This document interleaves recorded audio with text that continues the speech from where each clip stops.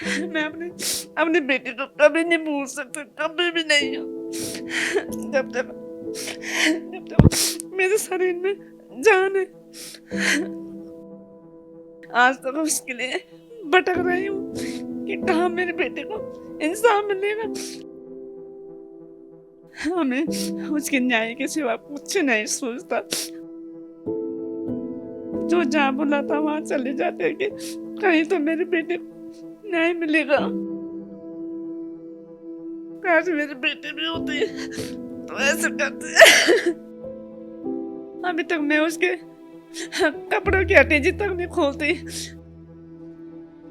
हमेशा पूछती थी कि आज क्या बनाएगी मम्मा खाने में।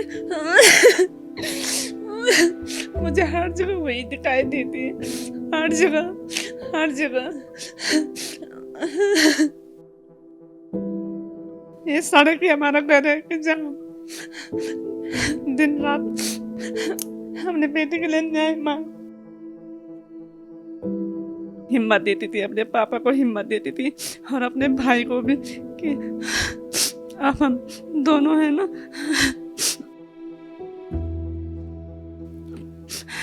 मैं भी यही सोचती थी कि कल को मेरे दोनों बच्चे पढ़ लिख जाएंगे तो हमने बहुत गरीबी की हालत में अपने दोनों बच्चों को पढ़ा। कब मिलेगा मेरे बेटे को न्याय, यही पूछना चाहती हूँ मैं।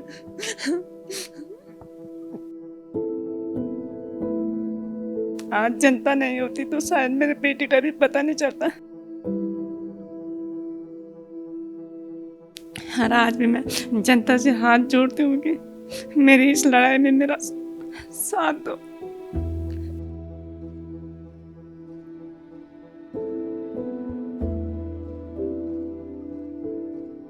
नमस्कार मेरे सभी दर्शकों को। उत्तराखंड की बेटी अंकिता भंडारी के हत्याकांड को आज पूरा 1 साल हो चुका है। वनांदरा रिजॉर्ट में एक रिसेप्शनिस्ट के तौर पर काम कर रही अंकिता भंडारी आज ही के दिन रिजॉर्ट से गायब पाई गई थी। चीला नहर से अंकिता का शव बरामद किया गया था और रिजॉर्ट के मालिक पुलकित आर्य और उसके 2 साथियों पर आरोप था कि इन तीनों ने मिलकर अंकिता की हत्या की साजिश रची है। फिलहाल तीनों आरोपी जेल में बंद हैं, सलाखों कर पीछे हैं और इस मामले के सामने आने के बाद पूरे देश और प्रदेश में शोक की लहर छा गई थी। तमाम सामाजिक संगठनों ने और नेताओं ने सरकार पर निशाना साधा था, सरकार के पुतले दहन किए गए थे और प्रदेश सरकार पर यह आरोप लगाया था कि प्रदेश सरकार के द्वारा इस मामले की कमज़ोर पैरवी की जा रही है।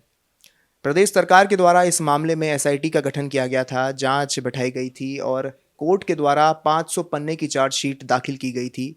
लेकिन इसके बावजूद भी आज 1 साल होने को आया है और आज भी इस मामले में कई सारे सवाल और संदेह जिंदा हैं। अंकिता की माता जी इस वक्त हमारे साथ मौजूद हैं, जो अपने घर श्रीनगर से देहरादून आई है एक उम्मीद के साथ कि आज उनकी बेटी अंकिता को न्याय मिलेगा।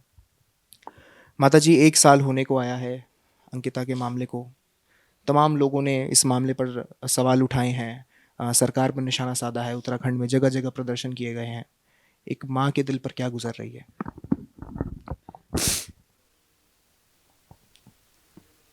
क्या बोल सकती है एक माँ जिसने अपने बेटे को पढ़ाया लिखाया इतनी गरीब हालत में और वो अपने पैरों पे खड़ा होना चाहती है तो उसे पुलिस जैसा दरिंदा उसे मार देता है।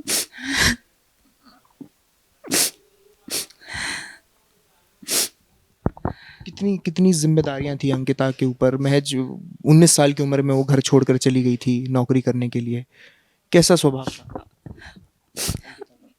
मेरी बेटी बहुत हिम्मत वाली थी, हमेशा मुझे कहती थी कि मम्मी तुम चिंता मत करो, अब तुमने हमें पढ़ा दिया, आगे चल कर देखना। उसने इसी वजह से उसने इंटर के आगे नहीं पढ़ा कि मम्मी अब कहीं ना कहीं मैं जॉब करूँगी, क्योंकि आपने देखा ही होगा कि आगे पढ़ने से भी कुछ नहीं होता मम्मी, इसलिए मैं आगे नहीं पढ़ूँगी, हम मैं सीधे जॉब करूँगी। वो हमारा सहारा थी, हमें हर हर उसमें मुझे हिम्मत देती थी, अपने पापा को हिम्मत देती थी और अपने भाई को भी कि अब हम दोनों हैं ना, मैं भी यही सोचती थी कि कल को मेरे दोनों बच्चे पढ़ लिख जाएंगे तो हमने बहुत गरीबी की हालत में अपने दोनों बच्चों को पढ़ा जा।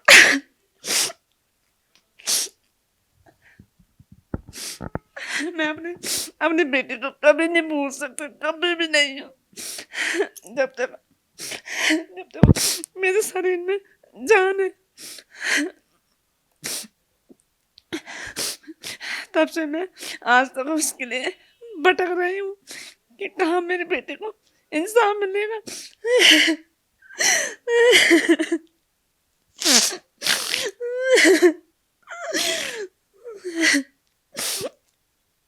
क्या पाया मैंने अपनी बेटी को पढ़ा लिखा के?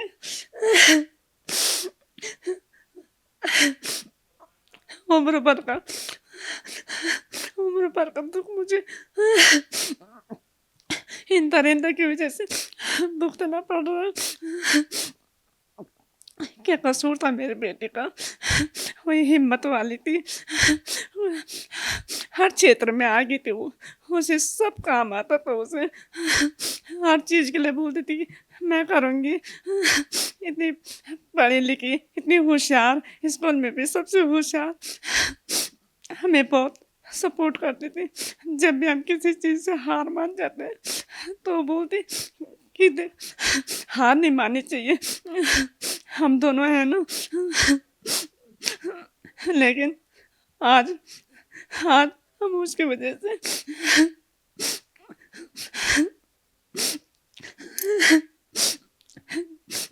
जीते जी मर गए हैं। हमें उसके न्याय के सिवा कुछ नहीं सोचता। घर छोड़कर, बाहर छोड़कर, कहीं पति है, कहीं मैं हूँ, जो जहाँ बुलाता वहाँ चले जाते हैं कि कहीं तो मेरे बेटे को न्याय मिलेगा।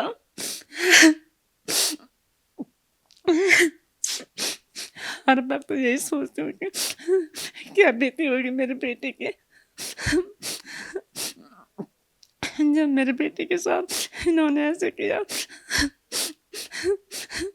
कि मुझे पता था कि मेरे बेटे के साथ ऐसा होगा। कभी नहीं सोचा था मैंने कि मैं इतनी पढ़ा लिखा कर अपने बेटे को उस तरह खो दूंगी, वो भी तब जब मैं उसके साथ नहीं थी। उसका भाई उसके साथ नहीं था, उसके पिता उसके साथ नहीं था।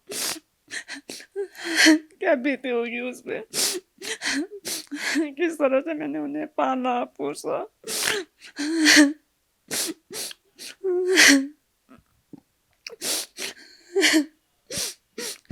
कैसे भूल सकती हूँ मैं उसको, कभी नहीं भूल सकती। उसने मुझे इतने सारे सपने दिखाए और एक भी पूरा नहीं किया उसने।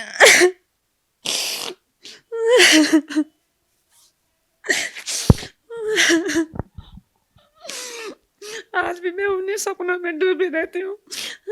जब भी मैं किसी लड़की के बारे में मुझे सुनने को मिलता है, मुझे इतना दुख होता है कि काश मेरी बेटी भी होती तो ऐसे करते। काश मेरी बेटी होती तो ऐसे करते।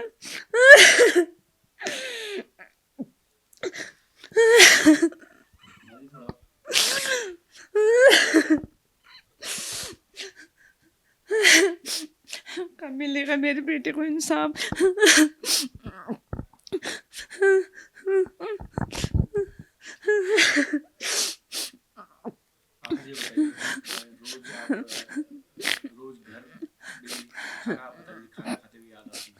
हर समय उसकी हर चीज, अभी तक मैं उसके कपड़ों की अटैची तक नहीं खोलती। उसके सारी जगह उसके कपड़े, उसके जूते। खाना बनाने के लिए जाती हूँ किचन में तो पहले बोलती थी आज क्या बनाएगी खाने में, पहले बोल देती थी क्या बनाएगी। जाने का मन नहीं करता, हमेशा बोलती थी कि आज क्या बनाएगी मम्मा खाने में। मुझे हर जगह वही दिखाई देती है, हर जगह, हर जगह। इतने लाड़ प्यार से चाहे हम गरीब भी रहे होंगे, पर मैंने, उसके पापा ने कभी अपने बच्चों के लिए कोई कमी नहीं की, जो हर माँ बाप अपना निवाला अपने बच्चों को देते हैं कि कोई नहीं, कल हमारे बच्चे बन जाएंगे तो। लेकिन मैंने क्या पाया? मैंने कुछ नहीं पाया। मैंने इतनी गरीबी में अपने बच्चों को पाला। क्या मिला मुझे? ये छोटा सा मुझे सपना दिखा के चली गई। मुझे एहसास भी नहीं हुआ कि मेरे बेटे गुम हो गई है। माता जी, जो वकील इस मामले की पैरवी कर रहे हैं, उनके द्वारा किस तरीके की पैरवी की जा रही है? जैसे पिछले जो वकील थे उन पर आरोप लगे थे कि वो कमज़ोर पैरवी कर रहे हैं इस मामले की। ये वाले जो वकील हैं वो ठीक तरीके से कर रहे हैं? आज उन्हीं की वजह से हमारा केस इतना पीछे गया। उन्होंने जो धाराएं बढ़ानी थी वो भी उन्होंने वो धाराएं भी उन्होंने ख़त्म की। जितेंद्र रावत की वजह से हमारा केस बहुत पीछे गया, क्योंकि उसने हमारे केस को बहुत ख़राब किया।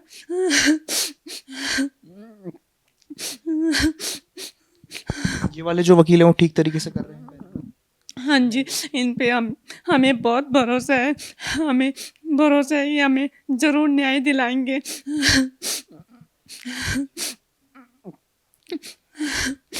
परिवार की इस वक्त कैसी स्थिति है?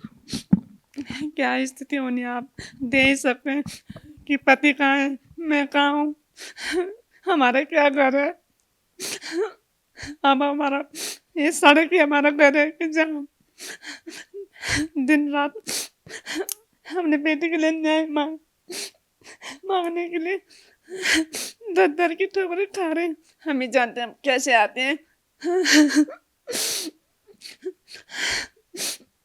किस हालात में आते हैं कि आज ही मेरे बेटे को न्याय मिलेगा। कब मिलेगा मेरे बेटे को न्याय? यही पूछना चाहती हूँ मैं।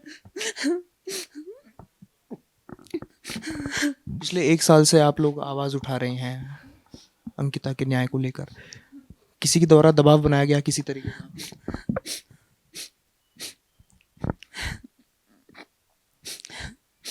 दबाव क्या होना है, बस सभी पुलकित को बचाने में लगे हुए हैं, क्योंकि वो बड़े बाप का बेटा है और मेरे बेटे गरीब घर की है। लेकिन गरीब के भी वही खून होता है। क्या गरीब के बेटे गरीब नहीं होते हैं? गरीब के बेटे इंसान नहीं होती है क्या?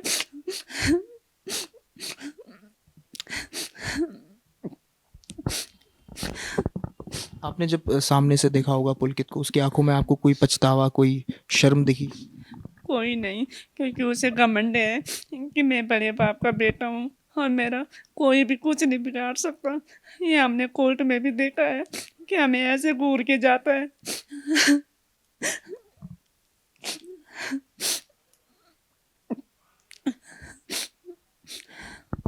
किसी नेता, किसी अधिकारी का आपको फ़ोन आता हो, किसी ने आश्वासन आपको दिया हो किसी तरह का? कोई नहीं।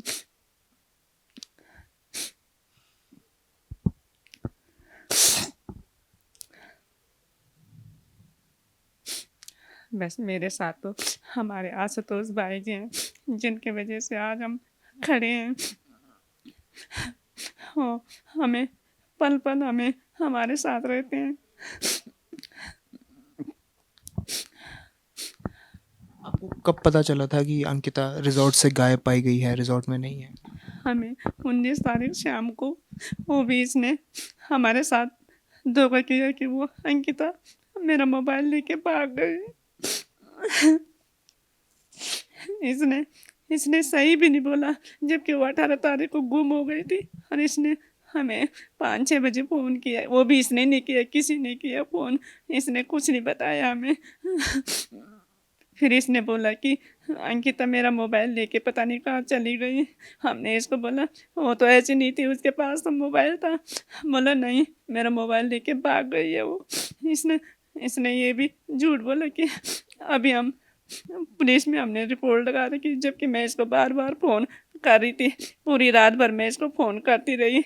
ये कभी मेरी बातों की खिल्ली उड़ाता, कभी बोलता माता जी मैं भी 2 बच्चों को पिता हूँ, मेरी मजाक उड़ा रहा था हँस-हँस के। कभी किसी के पास दे रहा मेरा फ़ोन, कभी किसी के पास दे रहा मेरा फ़ोन। मुझे मुझ पे क्या बीत रही थी, मैं कह रही मेरी बेटी का पता चला, मेरी बेटी का पता चला। ये कभी हँस रहा, कभी मेरा मजाक उड़ा रहा, कभी किसी के पास फ़ोन दे रहा।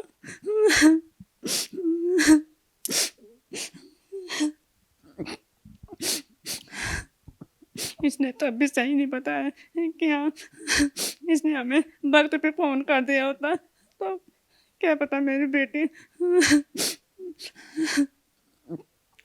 निकलना चाहती थी मेरी बेटी वहाँ नौकरी, वो घर आना चाहती थी, आने देता उसी घर।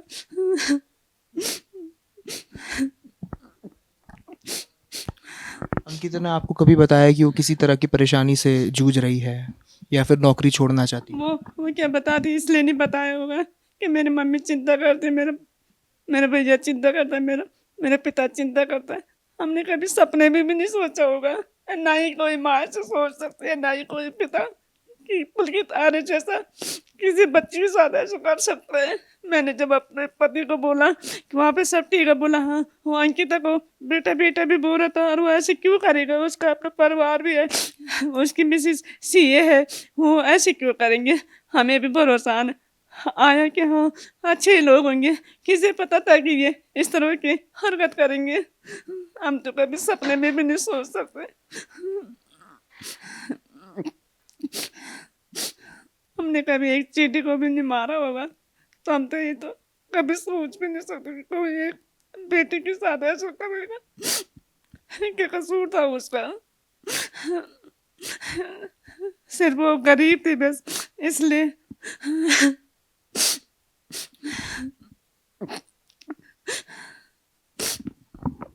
प्रशासन के द्वारा रिजॉर्ट पर बुलडोज़र चला दिया गया। आपको क्या लगता है कि सबूतों को मिटाने की कोई कोशिश की गई या फिर किसके आदेश पर ये किया गया?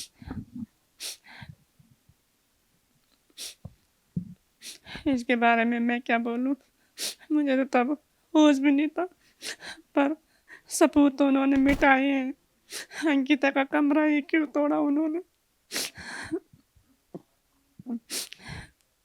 अभी भी उन्होंने उस रिजॉर्ट की कोई वो नहीं की, जबकि मैं बोलती हूँ मेरा तो यही है कि उस रिजॉर्ट की नीलामी होनी चाहिए।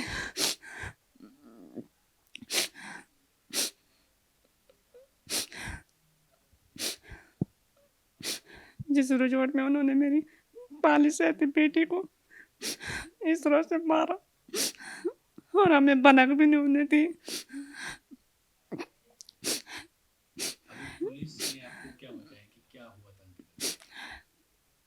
पुलिस ने हमें कुछ नहीं बताया।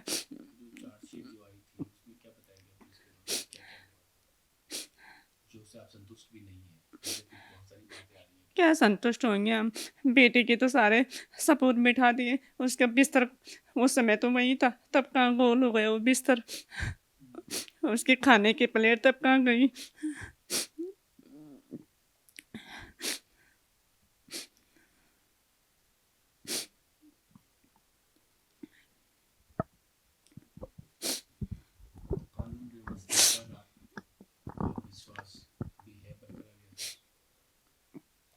कानून पे तो हमें भरोसा रखना चाहिए क्योंकि कानून ही है जो हमें न्याय दिला सकता है। सभी इसी उम्मीद पे रहते हैं कि कानून न्याय दिलाएगा। इसी भरोसे के साथ मैं भी जी रही हूँ। सभी की ये मांग है कि हत्यारों को फांसी होनी चाहिए, लेकिन अभी तक हत्यारों को फांसी नहीं हुई है। क्या लगता है आपको कि उनको बचाने की कोशिश की जा रही है या फिर इस मामले को लंबा खींचने की कोशिश की जा रही है, जिससे कि ये मामला जो है लोग इसके बारे में भूल जाएं, इसको दबाने की कोशिश की जा रही है?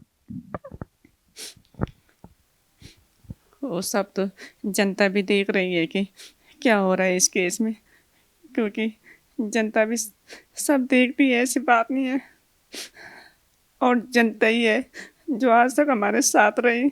मेरी बेटी का पता भी तभी चला जब जनता हमारे साथ खड़ी रही। आज जनता नहीं होती तो शायद मेरी बेटी का भी पता नहीं चलता। जिस तरह से इन्होंने खबर फैलाई थी कि वो मोबाइल लेके भाग गई है, हर आज भी मैं जनता से हाथ जोड़ती हूँ कि मेरी इस लड़ाई में मेरा साथ दो, क्योंकि मैं अब अपने बेटे के लिए नहीं, उन सभी बेटियों के लिए यहाँ से वहाँ दौड़ रही हूँ। जो डर हमारे बेटियों के मन में है, जब तक पुलकित को फांसी नहीं होगी तब तक ये डर हमारे बेटियों के मन से जाएगा नहीं। इसीलिए विनती करती हूँ कि इस लड़ाई में मेरा साथ दो। सरकार से कुछ कहना चाहेंगे? सरकार से यही कहना चाहती हूँ हाथ जोड़ के कि मेरे बेटे को न्याय दो और उस पुलकित को ऐसी सजा देना कि जो कभी कोई दूसरा पुलकित कभी किसी लड़की के विषय में ऐसा कभी ना सोचे।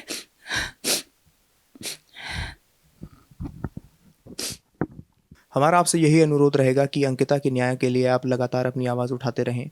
सड़क पर नहीं उतर सकते हैं तो कम से कम सोशल मीडिया पर लगातार अंकिता के न्याय की गुहार लगाते रहें, क्योंकि आज अगर अंकिता को न्याय नहीं मिलेगा तो प्रदेश की कई सारी बहन बेटियों के साथ ऐसी वारदात दोबारा हो सकती है।